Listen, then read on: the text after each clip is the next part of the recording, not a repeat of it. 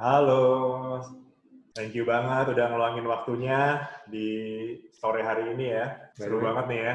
Ini event pertamanya Telunjuk Tweak Talk. Mudah-mudahan obrolan kita pada sore hari ini bisa membuat tweak your mind, kayak gitu.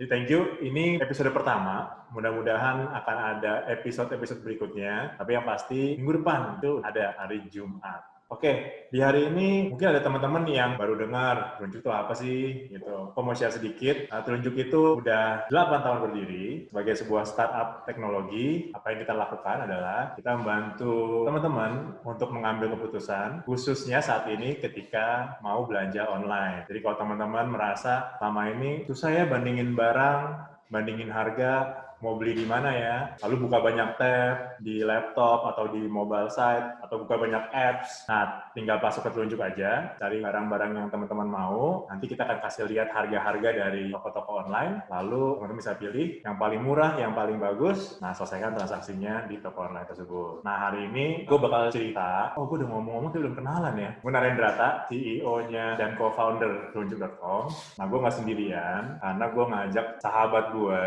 yang sudah 5 tahun terakhir ini menemani perjalanan jatuh bangunnya Telunjuk. Ini Semi dari F-Project. Mantap, thank you Dad sudah diundang ke acara Tweak Talk. Ini juga kita diskusinya panjang ya untuk nentuin nama Tweak Talk ini ya. Iya.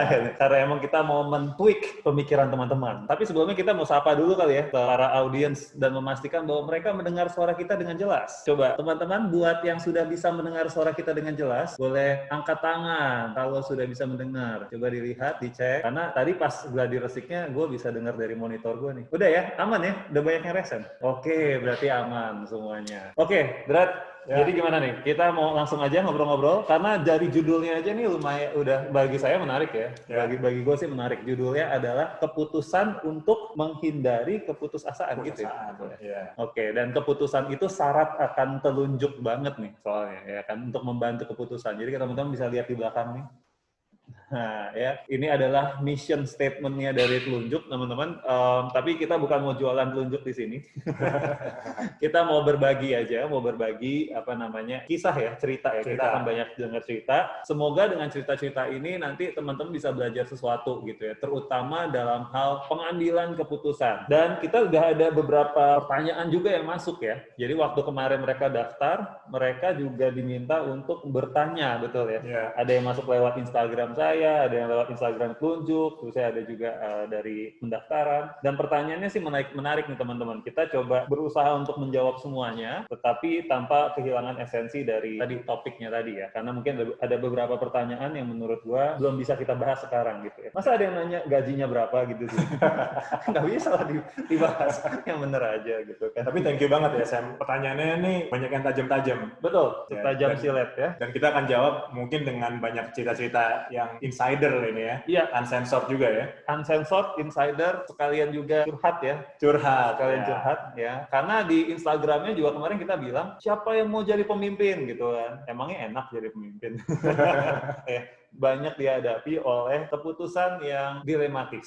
Ya, dan hari ini kita akan ngebahas. Nah, sebelum kita mulai, buat teman-teman yang belum sempat bertanya, ya, kita mau langsung mulai dengan pertanyaan. Ya, jadi silakan teman-teman yang belum sempat bertanya ke kita, boleh, gue mau tahu dong gitu, apa sih yang ada di kepenasaran teman-teman terhadap event ini? Ada di fitur Q&A teman-teman, silakan. Kita kasih waktu 2 menit deh untuk teman-teman tanya apapun yang merupakan ekspektasi atau harapan supaya melalui webinar kali ini bisa terjawab. Kita lihat, Rat, ada yang sudah bertanya belum, Rat? Oh, ini ada yang kecil visualnya, nanti tim bisa bikin gede ya. Thank you untuk feedbacknya. Kenapa nih? Ada dari tim teknis kita nih yang keren banget. Apa?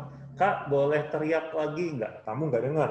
Oh, suaranya kurang jelas? Suaranya kurang jelas. Oke, kita akan lebih kencang volumenya ya. Teman-teman sekarang, ini karena new normal ya. New normal, kita mencoba untuk mengadakan webinar dengan seminim mungkin tim dan orang yang datang. Jadi, mohon maaf kalau nanti ke depannya mungkin ada beberapa kendala teknis. Ya. Oke, sip. Oke, kita lihat lagi, ada Q&A yang masuk, tim? Ada? Coba kita lihat. Wah, gue nggak pakai kacamata nih. Kita mulai dari yang pertanyaan yang masuk kemarin aja, saya. Boleh. Yang masih mau nanya, boleh silakan terus nanya ya, teman-teman. Nanti kita akan balik ke situ. Oke, Drat, gue bacain ya pertanyaannya ya. Boleh. Oke. Karena tema kita hari ini keputusan, jadi pertanyaannya pun semakin sebanyak mungkin yang kita bahas adalah tentang keputusan, oke? Nah, Drat, lo bukan hanya sebagai leader dari startup atau dari perusahaan teknologi, tetapi sebagai manusia deh, ya. Sebagai manusia, pasti kan kita juga sering dihadapkan untuk mengambil keputusan ya, terutama keputusan yang ada resikonya pasti, dan bagaimana tips untuk bisa meminimalisir resiko. Nah, lo mau cerita nggak? Ya, mungkin gue cerita sedikit tentang ketika gue memutuskan meninggalkan perusahaan gue yang sebelumnya ya. Oke. Jadi itu gue 8 tahun yang lalu atau 9 tahun yang lalu, gue coba ngambil keputusan untuk meninggalkan sebuah perusahaan telco yang salah satu yang terbesar di Indonesia untuk membangun telunjuk ini. Nah, for information, waktu itu gue udah punya istri, satu tentunya istrinya, dan baru punya anak. Jadi anak gue waktu itu sekitar umurnya 5 bulan. Nah, istri gue baru resign juga dari oil and gas company, jadi secara revenue nih, rumah tangga kita hilang setengah, dan anak gue baru lahir. Nah, di perusahaan gue sebelumnya, gue dapet jaminan lah kesehatan sama pendidikan, sebenarnya sampai 3 anak. Nah, ketika waktu itu terjadi, gue mutusin untuk meninggalkan kenyamanan itu untuk membangun telunjuk. Kenapa? Nah, ini terkait tentang resiko nih, gitu. Menurut gue, kalau kita meminimalisir resiko tuh caranya play safe aja, gitu. Jadi boleh-boleh aja sih play safe. Tapi menurut gue, yang penting adalah ketika kita ngambil keputusan, kita siap nggak sih menghidupi resikonya? Menjalani resiko-resiko itu resikonya. Ya? Nah, di konteks gue lebih siap menjalani resiko, gue keluar, dan gue membayangkan gue bisa memberikan lebih banyak impact, dan diri gue bisa berkembang, daripada gue stay, tapi gue nggak bisa kasih impact segede itu. Karena waktu itu perusahaan gue tuh ribuan orang. Menurut gue, ada gue dan nggak ada gue, impact-nya nggak terlalu berasa gitu. Di perusahaan yang lama. Di perusahaan yang lama. Iya. Gitu. Jadi kalau dari gue sih gitu, Sam. Berarti lo mengambil resiko untuk menghadapi kesulitan financial. Iya, gue lebih merasa kalau gue ada resiko kesulitan financial, tapi didukung atau gue dan istri gue siap untuk menjalaninya, itu lebih baik gue ngambil resiko itu. Oke. Wow, itu keputusan yang nggak gampang dong ya? Ya waktu itu banyak orang bilangnya gue gila. Banyak orang ngomong gila. Iya. Tapi kalau boleh tahu nih, kan lo tadi janji unsensor. Istri lo gimana waktu itu? Pasti kaget ya, karena kan, ya kan, pasti kan. Ya, waktu mau nikah gue denger, gue orang ini nih, ya kan, waktu mau nikah bilangnya karena karir lo bagus gitu. Sekarang udah nikah malah lo berhenti kan? Gitu. Sebenarnya gue pas lamar istri gue bilang gue emang ada duit, gue nggak punya duit. Tapi gue bilang ke mertua gue kerja di Indosat. Gitu. Iya, berarti mertua lo ya, lo harus dealing sama mertua lo. Iya, tapi gue itu, ya pas gue ambil keputusan ini, gue ngobrol sama istri gue, ya gue bersyukur istri gue mau support dan ambil resiko ini sama-sama sih, gitu. Dan memang sejujurnya, ada masanya di dalam setahun pertama itu, di rekening gue itu tinggal 100.000 rupiah, Sam. Gila, udah punya anak tuh. Gitu. Dan Tuhan baik, gue nggak tahu gimana, besoknya itu ada duit di rekening gue. Wah, gila sih. Ya, kalau ini kan pertanyaannya bagaimana meminimalisir resiko gitu ya. Jadi sebenarnya lo nggak bisa meminimalisir juga dong dalam konteks ini. Gue bisa aja meminimalisir dengan gue stay. Dengan gue stay. Oke, tapi kalau lo mau ambil keputusan untuk buka usaha, tapi lo ingin meminimalisir juga, bisa nggak berarti kemarin? Kan meminimalisir kan pandangan gue adalah mengurangi resikonya, betul kan? Yeah. Tapi kan lo juga nggak bisa ngurangin resiko itu kan? At that time gue rasa nggak bisa ya. Betul. Nah, ini poin gue nih, Drat. Jadi gue selalu merasa bahwa oke, bagus kalau lo bisa mengurangi resiko akan sebuah pilihan. Tetapi ada saatnya lo emang hanya bisa memilih resiko mana yang mau ambil. Ya. Gitu. Bukan kita meminimalisir itu bukan satu-satunya option gitu, tetapi option kedua adalah ya memilih resiko gitu.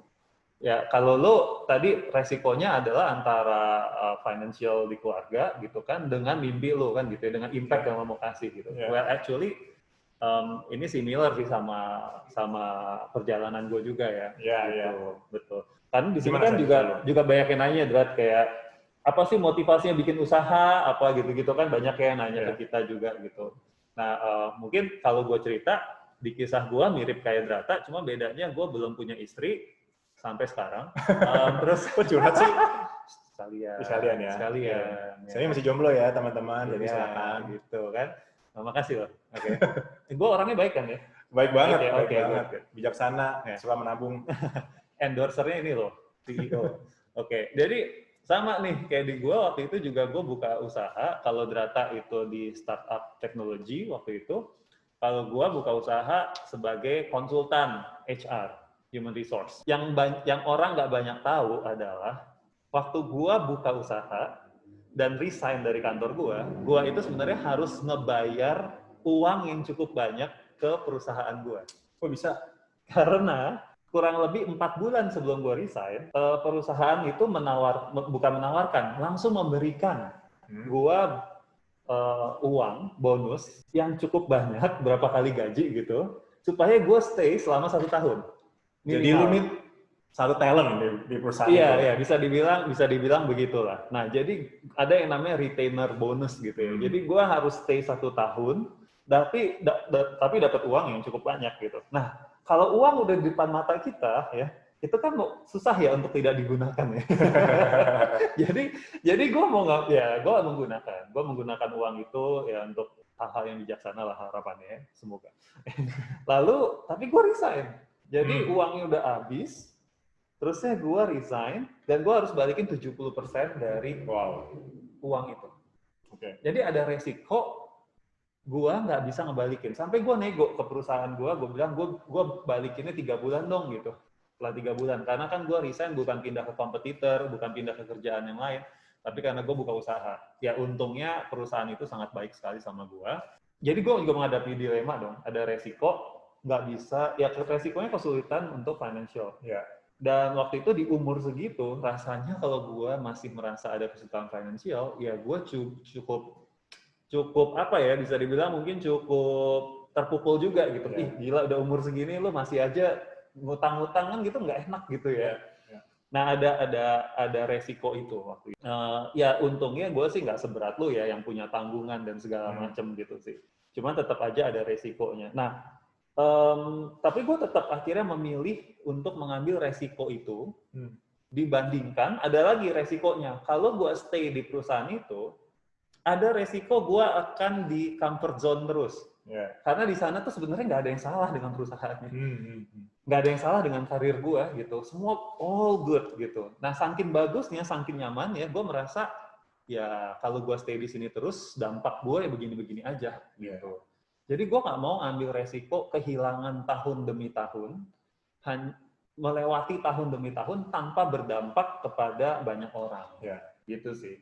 Jadi apa namanya, setiap pilihan ada resikonya kan gitu. Exactly. Tinggal kita mau milih resiko yang mana. Betul. Resiko yang mana ya. Betul. Dan by the way ya, teman-teman, kenapa sih Tweak Talk ini mengangkat tema mengambil keputusan ya, selain karena Telunjuk itu punya misinya juga membantu orang untuk mengambil keputusan, tapi gue sebagai mungkin teman-teman ada yang kenal gue juga, gue sebagai orang yang sangat ingin memaksimalkan potensi orang, gue sangat melihat pentingnya keahlian untuk mengambil keputusan. Kenapa? Karena sesungguhnya kita yang sekarang, Brat, itu adalah produk dari keputusan-keputusan yang kita ambil sebelumnya. Setuju banget. Gitu. Jadi makanya kalau kita melihat kita yang sekarang ini dan kita nggak mau atau kita merasa kok gue jadi orang yang seperti ini ya. Nah, pertanyaannya adalah keputusan apa yang pernah kita ambil sebelum ini sehingga membentuk kita menjadi orang yang seperti ini. Kalau kita merasa situasi kita sekarang tidak menyenangkan, situasi kita tidak sesuai ekspektasi kita, dan pertanyaannya adalah keputusan apa yang kita ambil selama ini sehingga membawa kita ke situasi yang seperti ini. Ya. Nah, makanya itu penting banget teman-teman. Gue senang banget dengan tema ini. Temanya nggak terlalu nggak cheesy, tapi dalam gitu. Nggak cheesy dan dalam ya. Itu soal keputusan. Jadi mungkin teman-teman yang baru gabung lalu bingung, ini kenapa tiba-tiba ngomong soal keputusan ya hari ini ya. Itu background-nya. Ya. Oke. Kayaknya lu udah nyimpen banyak cerita-cerita lagi nih, Dran. Iya. Kita lanjut, Sam. Kita lanjut ya. Nih kita modelnya ada pertanyaan, kita jawab dengan story-story kita. Dengan cerita. Iya, beda ya. Jadi bukan ada paparan materi, teori, nggak ada. Nanti teman-teman simpulkan sendiri deh, ya. Bagaimana cara mengambil keputusan, ya. Ya. Pokoknya kita akan kasih cerita-cerita yang nggak bisa di Google. Ya, betul. Tapi bisa di podcast.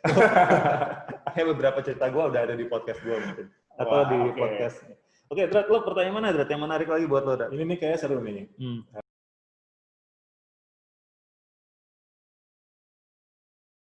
Ya, sebetulnya ini kalau gue bilang, hati-hati juga ya teman-teman ya. Kalau kita terus-terusan pengen ngambil keputusan cepat, pengennya tepat, tidak merugikan banyak orang, ya justru yang kayak gini-gini yang biasanya merugikan. Karena prinsipnya sih kalau gue ya, ya tadi ada resiko lo tidak bisa menyenangkan semua orang. Gue paling karena gue HR consultant, by the way buat teman-teman belum tahu, usaha gue adalah HR consultant. Gue ketemu banyak banget company dan gue mengikuti banyak sekali meeting-meeting di company yang intens. Masuk di tempat gue. Termasuk di tempat lo.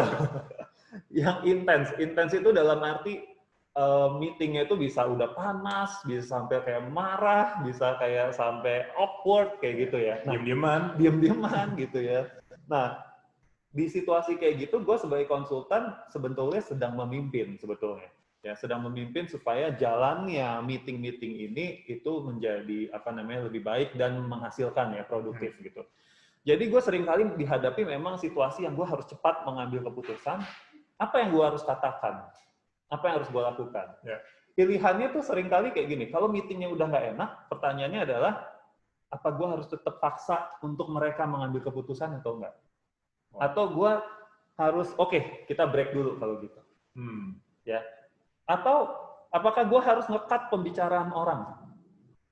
Ya, ini juga keputusan-keputusan yang teman-teman mungkin nggak sadari ya, tapi itu penting. Apalagi terutama bagi teman-teman yang bekerjanya itu sering ketemu orang, ya, sering meeting. Bahkan ketika kita meeting, kita harus juga mengambil keputusan kapan kita nge-cut orang itu ngomong dan mengembalikan ke track yang benar, kapan kita membiarkan mereka untuk berbicara dulu.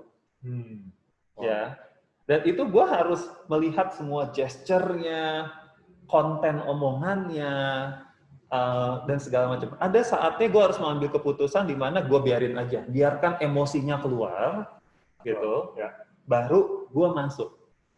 Bahkan gue harus memutuskan kata-kata apa yang paling tepat yang harus gue keluarkan. Karena kalau nggak makin panas dong. Ya gue gue juga pernah diomongin nggak enak juga gitu kan, kayak ya lu kan enak Sam, konsultan kan gitu kan. Ya lu kan enak gitu. Nah, gue juga harus benar-benar mengambil keputusan word by word yang harus gue keluarkan. Kapan gue harus quote-unquote memberikan direction, kapan gue harus hanya mengkonfirmasi perkataan mereka. Ya, gitu. Itu detik hitungannya ya? Detik hitungannya. Karena begitu lo tidak bisa menghadapi itu, kredibilitas lo juga dipertanyakan gitu. Ini kenapa udah pakai konsultan tapi meeting kita tetap nggak produktif ya? Gitu kan. Padahal harapannya adalah lu ada di sini bantu kita untuk mengambil keputusan yang baik gitu untuk perusahaan ini. Gitu. Ya itu. Kalau ada Drat? Gue agak berbeda dengan lo. Gue mungkin konteksnya kalau membaca pertanyaannya ini kan keputusan yang cepat, tepat, nggak merugikan pihak lain, nggak merugikan diri sendiri. Ini biasanya nih kejadian di kuadran yang gue sebut tuh urgent and important, gitu ya. Jadi ini sangat penting, sangat genting, betul. Gitu kan. Nah, ketika ada di situasi ini, contohnya kalau dari gue tuh klien komplain, tiba-tiba Klien lu nih siapa? klien gue kalau di sini konteksnya e-commerce ya. E-commerce, kayak boleh sebut mereknya? Ya si hijau, si orange, Si hijau, si orange, si semua biru, lah ya. gitu ya. Semua yang Ya, itu gitu ya. ada ya, oke. Ya, atau online shop gitu lah ya, yang Online e-commerce ya. Marah, protes. Protes tengah-tengah campaign, tiba-tiba dar gitu kan. Nah, ada sesuatu lah. Ada sesuatu. Nah, di saat itu, ketika gue sendiri sih gampang, pasti nyaut gue. Ya. Nah, sekarang tim gue udah 40 orang. Tim lu 40 orang. 40 orang. Oke. Gitu kan. Nah, ketika situasi genting itu, gue perlu ambil keputusan, ini gue diam aja, membiarkan tim gue yang urusin, atau gue jamin. Dan ini genting, karena kalau nggak direspon dengan tepat, klien akan makin marah. Kecewa. Iya, dan bahkan di stop campaign-nya. Wow. Gitu. Revenue mainnya gitu. Meaning uang lo berhenti. Revenue gitu. lo berhenti. Oke. Berhenti. Gitu. Sip.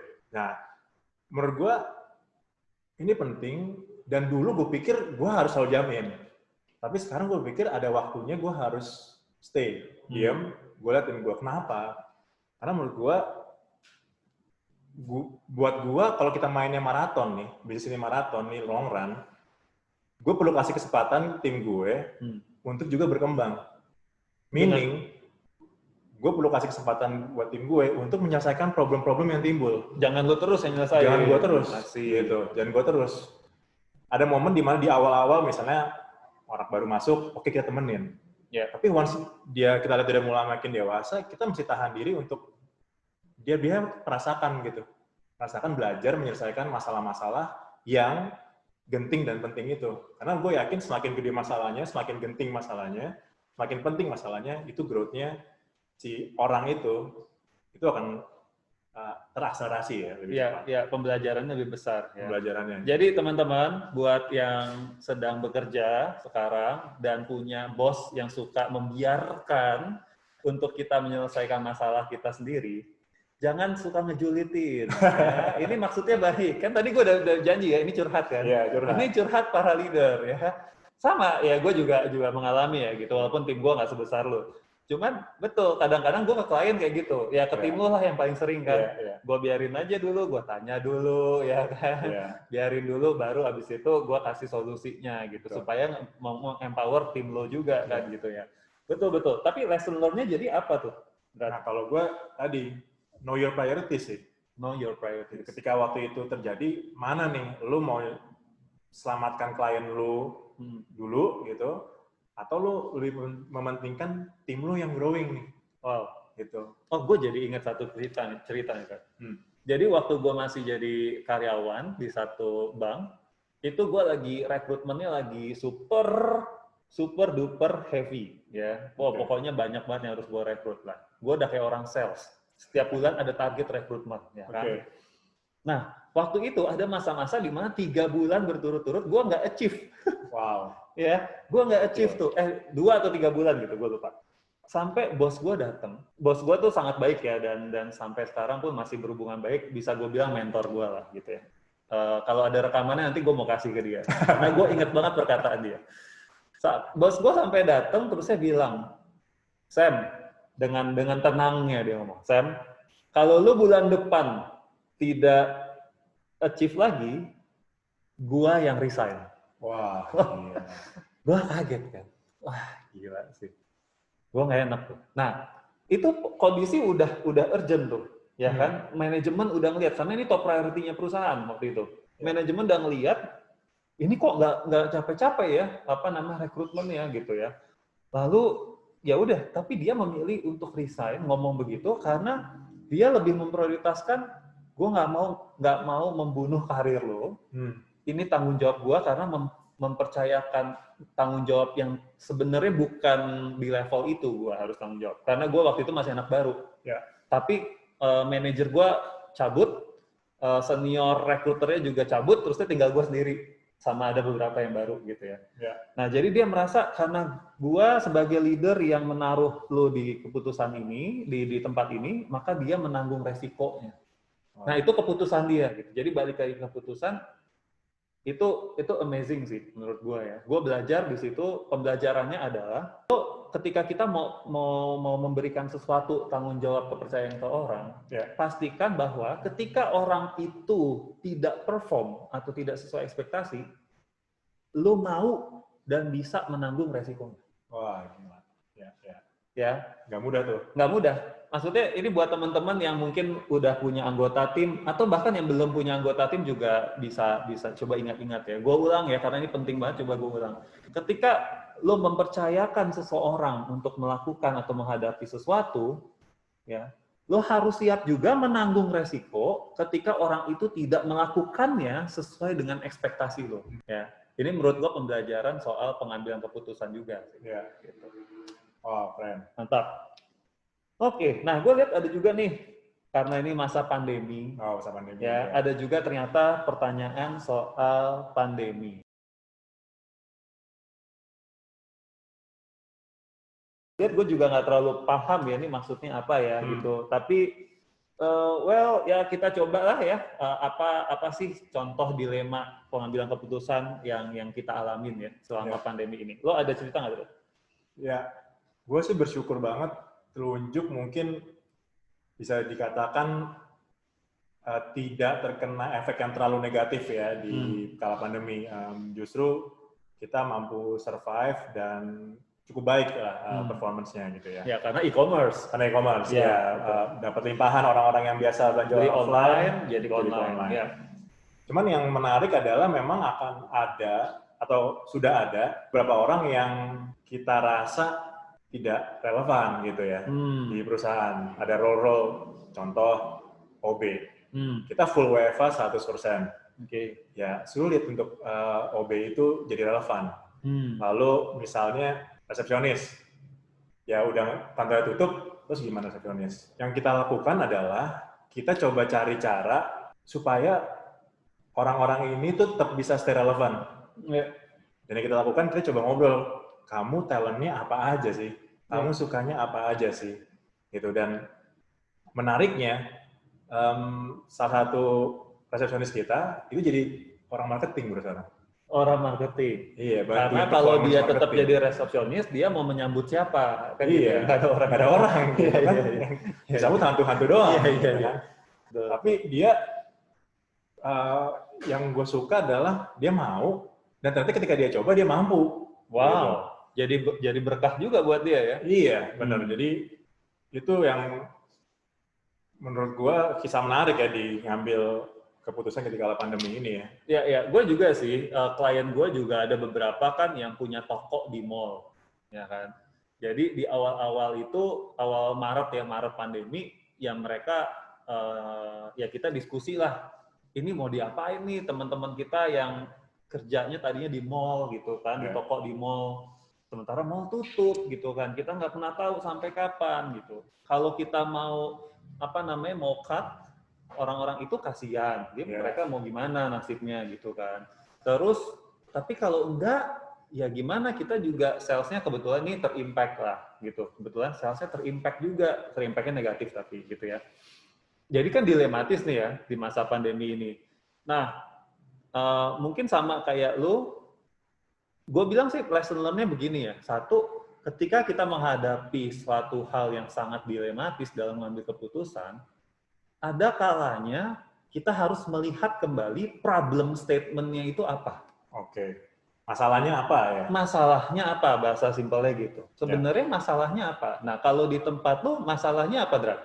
Lu nggak mampu bayar atau enggak? Mampu bayar. Mampu bayar, karena bisnis lu lagi bagus malah di pandemi kan, gitu kan. Iya. Jadi masalahnya apa? Kalau gue lihat masalahnya, gue punya mission. Kalau ada orang yang kerja di Telunjuk, gue mau dia tuh kasih impact ke orang. Kasih impact. Dan dia bisa growing their self gitu. Nah ketika dia nggak tahu harus kerja apa, itu gue terganggu gitu. Gue merasa, jadi gue lu juga, mission, gitu. Kalau lu bayar aja juga lu tetap merasa terganggu. Iya, dan nggak mendidik dia juga kan? Iya, setuju. Ya betul, sama di company klien gua juga ternyata setelah digali problem statement-nya adalah bahwa bahwa kita melihat ada sekelompok karyawan kita yang tidak produktif jadinya, kan gitu ya. Tidak produktif karena bukan berarti dia tidak mampu, tapi karena kondisi gitu. Nah akhirnya kalau terus gue tanya juga kan kayak lo tapi masih oke bisa bayar segala macam, bisa kok Sam. Jadi uang itu bukan jadi problem statement-nya, tetapi ketidakproduktifan itu yang jadi problem statement-nya si dalam konteks company klien gue ini gitu. Sehingga keputusannya apa? Ya mencari cara bagaimana caranya supaya mereka produktif. Ya makanya yang tadinya di toko jadinya jualannya lewat WhatsApp. Nah, itu kan gampang kan gitu ya. Jadinya dia bisa jualan dari mana aja, dari rumah tetap bisa jualan, misalnya kayak gitu. Nah, jadi menurut gue sih teman-teman penting banget untuk mengenali lagi problem statement kita itu apa gitu. Tapi kalau misalnya ada kondisi perusahaan yang memang problem statement-nya nggak punya uang lagi, ya mau gimana gitu ya. Betul. Pasti beda keputusannya. Pasti beda lagi keputusannya ya. I'm not saying keputusannya apa gitu, tapi ya pasti beda lah cara berpikirnya juga.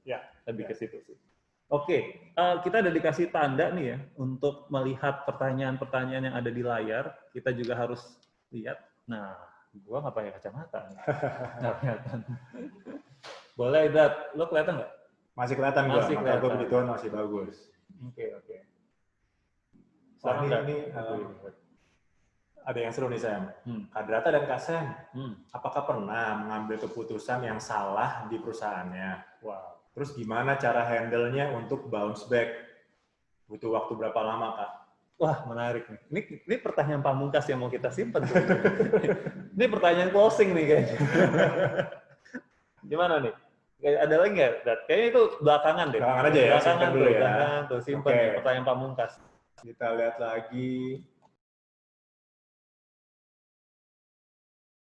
Tadi kalau mudah-mudahan tadi udah terjawab ya dengan penjelasan kita di awal. Kalau teman-teman dengar tadi gua sama Drata sempat ngobrol, setiap keputusan mengandung resiko. Ketika kita mau stay di comfort zone, tetap juga ada risikonya. Pertanyaannya adalah kita mau memilih resiko itu nggak? Atau sebelum memilih, Dra, pertanyaannya gini, kamu mengenal nggak resikonya apa? Nah, tahu nggak resikonya apa kalau kita stay di posisi kita yang saat ini? Yang bisa jawab ya kamu sendiri. Betul. Nah, ketika kita mengetahui, oh resikonya adalah A, B, C, D, E, baru pertanyakan ke diri sendiri, saya mau nggak mengambil resiko itu? Gitu. Jadi, gue suka dengan pertanyaannya ya, karena ini membantu kita untuk berlatih berpikir kritis terhadap quotes-quotes Instagram. Quotes-quotes Instagram yang bilang keluar dari comfort zone, seterusnya gitu ya. Yang menurutku betul, itu pilihan. Tapi jangan lupa ada resiko. Semoga menjawab sih. Oh, ada tambahan, Dra? Ya, menurut gue juga ketika kita mendefine suatu kondisi sebagai comfort zone, itu gue rasa kita perlu aware. Itu definisinya apa comfort zone? Kita yang mendefinisikan, atau orang lain mendefinisikan society yang mendefinisikan gitu. Ketika kita aware dengan itu, kita bisa milih gitu. Oh, emang gue saat ini butuhnya gue lagi pengen comfort. Ada waktunya nanti gue harus keluar dari comfort zone ini gitu. Contoh di pandemi ini ya. Betul. Gue rasa banyak dari kita yang memilih untuk comfort sama diri gue udah mengisi energi gue, lalu gue mulai kasih impact ke orang, baru gue mulai jalan gitu, mulai lari misalnya, mulai usaha gitu ya. Jadi menurut gue itu termasuk satu pilihan atau keputusan yang perlu kita ambil gitu. Dan nggak ada benar nggak ada salah di situ. Setuju. Semoga menjawab ya buat siapa yang nanya? Arnold Supriyadi. Ya, Arnold Schwarzenegger. Jangan ganti-ganti dong. Iya kan? Ya, oke. Ada pertanyaan lagi apa, Dat, yang menarik, Dat? Kapan lagi nyuruh-nyuruh klien, ya kan? Soalnya gue nggak bisa baca. Oh, ini nih, Sam. Kita sama-sama tahu ada beberapa tools dalam decision making. Seperti Pareto, Fishbone, analisis, dan lain-lain.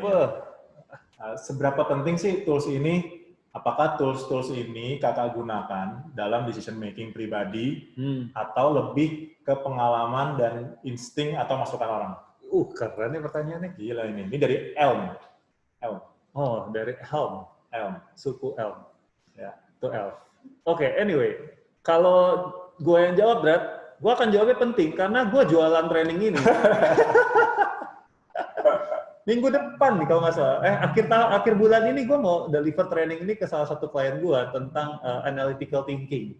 Ya. Di mana ada tools ini juga yang gue ajarin gitu. Ya. Nah, kalau pertanyaannya yang gue suka adalah apakah ini juga berlaku untuk pengambilan keputusan di keseharian mungkin ya konteksnya Ya. gitu. Bagi gue iya. Tetapi tentu dengan proses thinking yang sangat cepat. Ya. Yang tidak ditempel-tempel di tembok gitu, Ya. enggak. Ya. Tapi tanpa kita sadari, ketika kita sudah belajar tentang penggunaan tools dalam decision making, itu otak kita meresap, ya, otak kita membentuk itu sendiri. Jadi ketika kita mengambil keputusan, cara mengambil keputusannya juga mengikuti cara kerja si tools-tools ini, Ya. gitu. Ibarat kata, kalau kita nggak pernah tahu, misalnya, tools yang paling gampang deh, 5 whys, teman-teman tahu nggak ya? 5 kali bertanya kenapa, ya, kenapa, 5 whys, gitu kan. Ya, kalau kita nggak terlatih itu, maka kalau ada sesuatu, kita mengambil keputusannya cuman bertanya 1 kali why, gitu kan. Nggak terlatih untuk kayak berusaha menggali lagi. Itu contoh paling gampang. Atau kalau di gua juga sering pakai toolsnya itu adalah cause effect relationship. Cause effect relationship itu tools yang di otak gua langsung kebayang tuh. Oh, kalau gua melakukan A, efeknya ke sini. Nah, ini tuh efeknya ke sana. Ya. Nah, ini segala macam. Nah, itu tuh gua kebayang. Dan kenapa itu langsung terbayang dalam split seconds? Karena terlatih. Ya. Gitu sih. Kalau menurut lo gimana? Gue nambahin Semi, lu juga dulu pernah ngajarin kita tentang fishbone itu ya. Ya.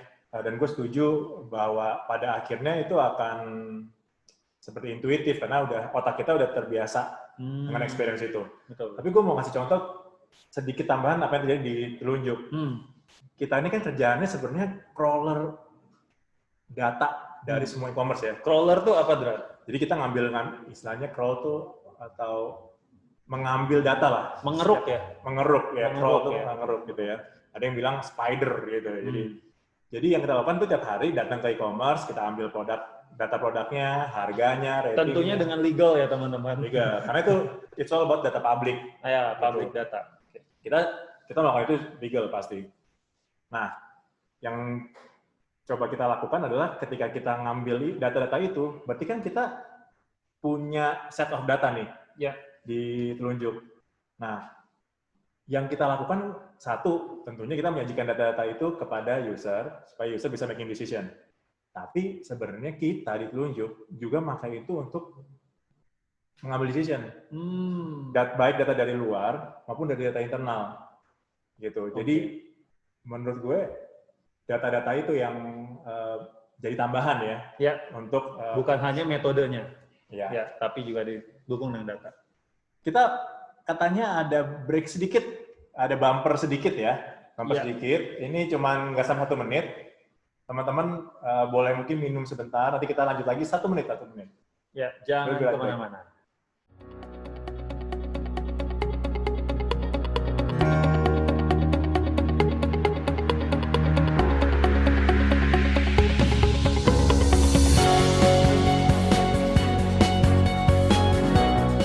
Oke, balik lagi ya.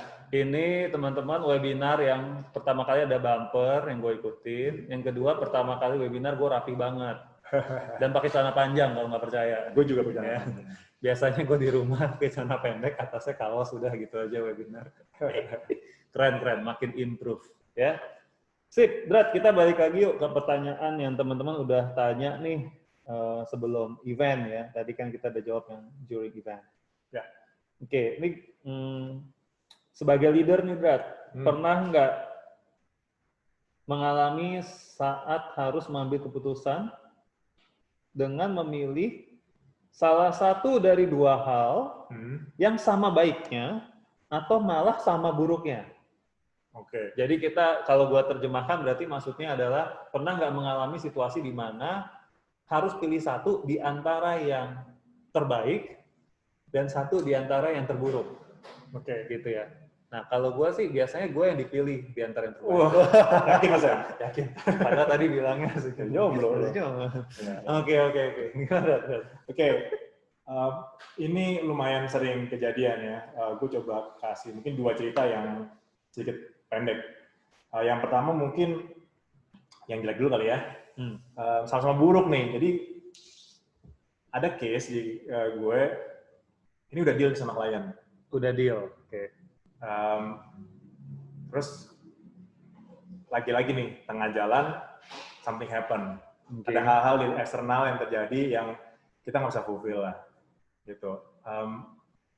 Sekarang pertanyaannya kan, kalau gue paksain itu gue fulfill, itu gue harus keluarin extra cost. Which nggak baik buat gue. Gitu kan.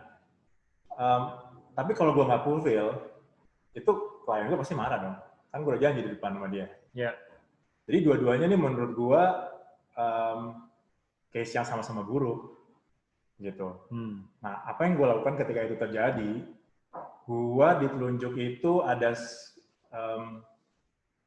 value kita ini team oriented. Jadi gue menganggap klien gue juga our team. Nah, ketika satu tim, itu kita merasa yang penting adalah open communication. Jadi keterbukaan. Jadi gue sampaikan, seperti gue nggak bisa fulfill. Ke klien? Ke klien ya. Gue udah melakukan A, B, C, D, E, ternyata nggak bisa fulfill. Boleh nggak gue stop di sini? Stop di situ. Gitu. Atau budgetnya kita tahan dulu, di bulan depan kita sambung lagi.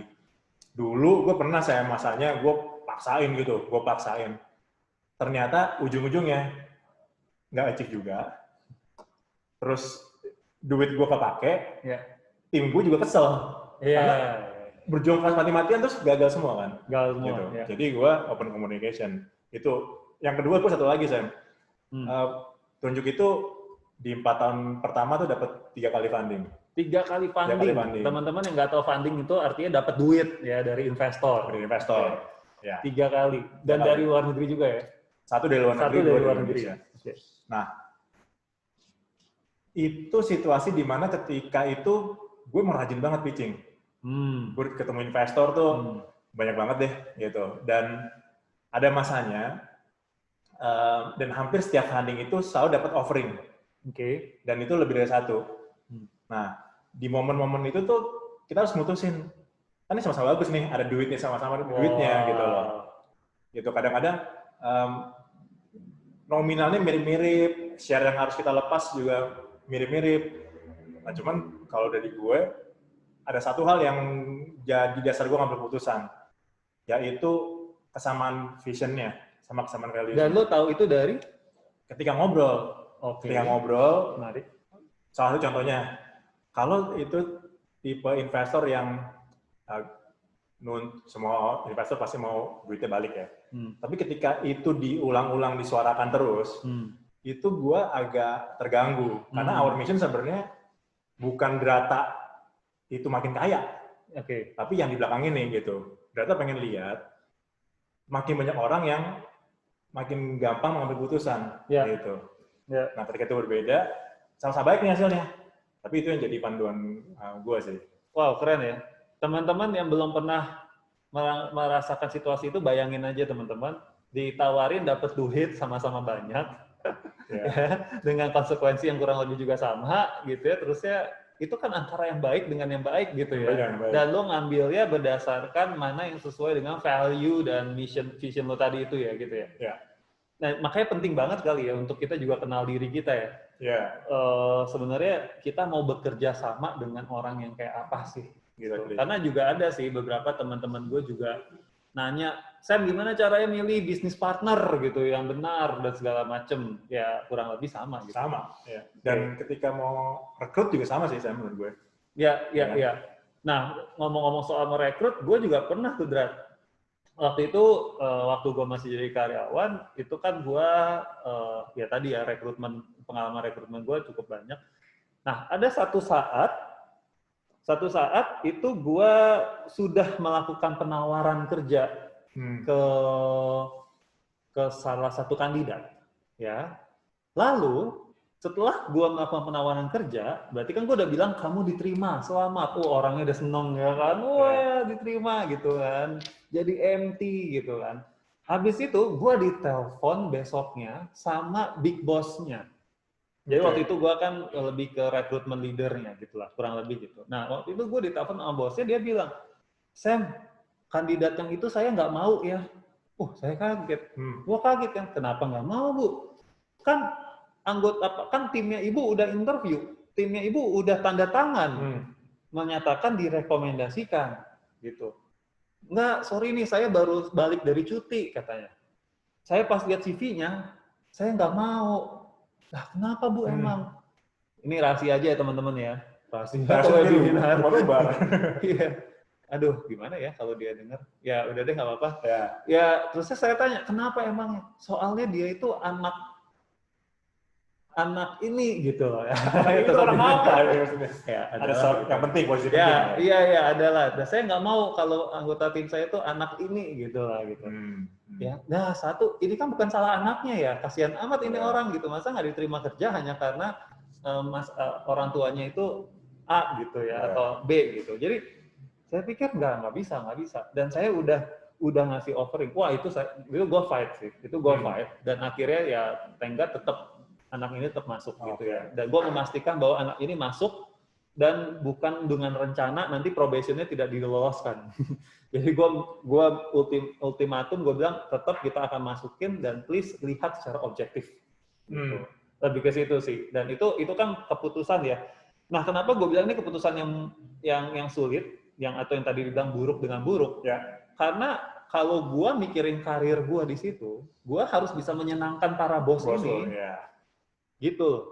Tapi gue juga harus bisa profesional dengan kandidat, karena kalau enggak, employer branding-nya jadi tercederai kan. Employer branding itu image lah ya, image terhadap perusahaan ini. Ya. Nah, lesson learn-nya apa sih teman-teman ketika kita dihadapi situasi yang seperti itu dalam mengambil keputusan? Pertama adalah, kalau gue bilang, ketika lo mau yakin standpoint lo mau memperjuangkan sesuatu, pastikan dulu bahwa lo sudah melakukannya itu dengan benar. Jadi waktu itu, gue sudah memastikan dulu, seluruh proses rekrutmennya sudah dilakukan belum? Sudah. Ada nggak tandanya hitam di atas putih bahwa memang anggota timnya dia yang sudah diserahkan tanggung jawabnya itu merekomendasikan? Sudah belum dilakukan ini. Ada tidak peraturan tidak boleh merekrut anaknya A? Gitu, nggak ada. Ya. Jadi penting buat teman-teman yang di kantor yang suka suka menghadapi yang kayak gitu-gitulah, bos tiba-tiba suka nyuruh yang lain apa segala macam, padahal kita udah sesuai dengan prosedur, gitu. Jadi penting untuk tahu juga ketika argumen sama bos, ya jangan cuman kuat-kuatan doang gitu kan. Betul. Dalam konteks lu balik lagi ke your values gitu kan. Betul sekali. Wah, Drat, nih kayaknya waktunya udah mepet juga ya. Sementara banyak sekali pertanyaan-pertanyaan. Nanti pertanyaan ini kita simpan, mungkin bisa kita cicil tapi nggak usah online kali ya. Kita rekam aja, terusnya kita taruh di Instagram gimana? Bisa di Instagramnya live at telunjuk ya. Atau nanti bisa juga mungkin kita bagi-bagi gitu, ada di Instagramnya gue juga @samuelamarta. Nanti kita coba bagi-bagi deh untuk jawab pertanyaan. Tapi kita simpan semua pertanyaannya ya, kita jawab ya. Kita coba jawab ya, karena untuk menghormati teman-teman yang udah datang, nanya, penasaran ya kan. Ya. Nah, tapi sebelum ini supaya kita bisa menutup dengan, ini benar ya, waktunya udah habis ya? Oke, supaya kita mau menutup dengan baik gitu ya. Mungkin tadi kita ada janji ada satu pertanyaan yang terakhir itu. Ya. Yaitu salah mengambil keputusan. Iya kan, salah mengambil keputusan, atau mungkin bisa dibilang ketika kita sedang ragu dalam mengambil keputusan. Dan juga sesuai dengan judul kita hari ini, Drat, bagaimana supaya kita bisa mengambil keputusan yang menghindari kita dari keputusasaan.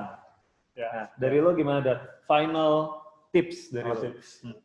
Ya, ini sebagai leader, decision maker, udah pasti kita akan sering deh dihantui keraguan ya ketika ambil keputusan.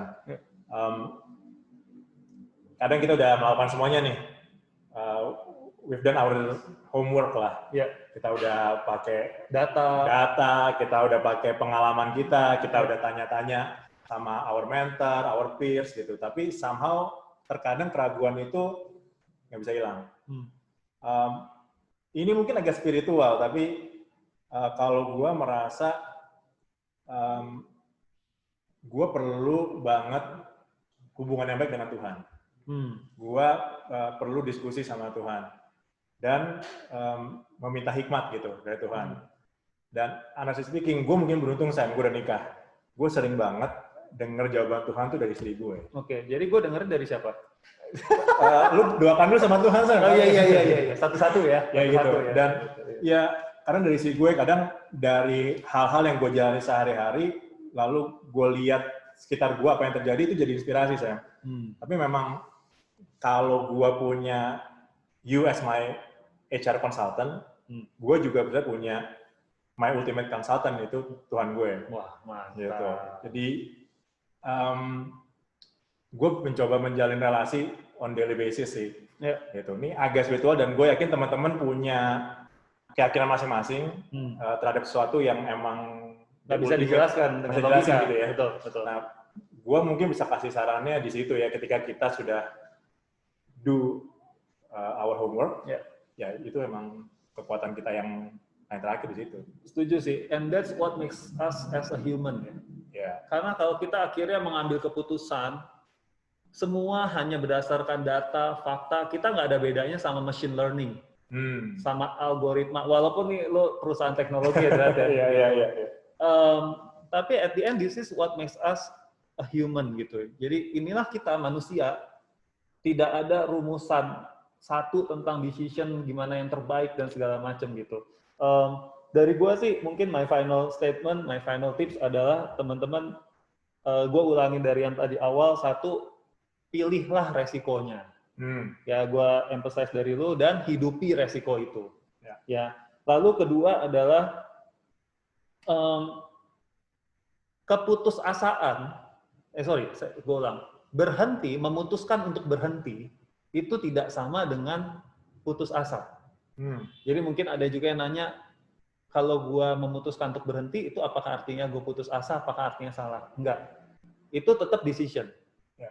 Berhenti itu adalah decision, dan belum tentu itu sebuah keputusasaan. Termasuk do nothing ya? Termasuk do nothing. Tidak melakukan apa-apa, itu juga adalah decision. Tapi ingat, semuanya ada konsekuensinya.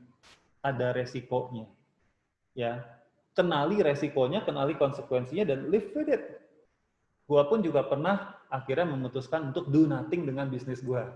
Oh iya, gue ingat tuh. Ya, ingat kan lo, yang gua ada berguru sama lo sampai gua diundang ke pitching startup di Turki. Ya. Udah habis uang lo, ya banyak lah gitu ya. Dan akhirnya sampai sekarang gua do nothing dengan si produk ini. Ya. Nah, tapi lu aware dengan perusahaan itu. Kenapa? Tapi lu aware dengan gua aware dengan keputusan itu. Kenapa? Gimana caranya? Mungkin ini tips yang bisa teman-teman lakukan adalah karena gue berusaha untuk, ketika gue udah bingung, gue akan keluar dari situasi itu, lalu gue akan memposisikan diri gue sebagai konsultan untuk diri gue sendiri. Wah. Ya, karena ketika gue ada di posisi itu, gue susah sekali untuk berpikir jernih. Dan ini nggak gampang, jadi mungkin yang bisa dilakukan adalah, ini pernah gue lakukan di training gue, coba lu lihat kaca, and then tanya, seakan-akan yang di kaca itu adalah orang lain yang menghadapi situasi tersebut, lalu what advice that you will give to that person. Jadi gue melihat ke kaca, gue bilang, oke, produkku yang ini tuh gini. Advice-nya apa? Kalau gue jadi konsultan, ya gue akan bilang stop dulu, cari bisnis model yang lebih baik, baru fight lagi. Oke. Dan itu yang gue lakukan. Ya. Dan yang terakhir, teman-teman, again ya, bahwa kita adalah produk dari keputusan-keputusan kita. Jadi jangan menyalahkan orang lain atau lingkungan terkait apa yang sedang kita alami, tapi coba refleksikan ke diri kita, bukan menyalahkan, tetapi refleksikan ke diri kita, keputusan apa yang membawa kita ke tempat kita yang sekarang.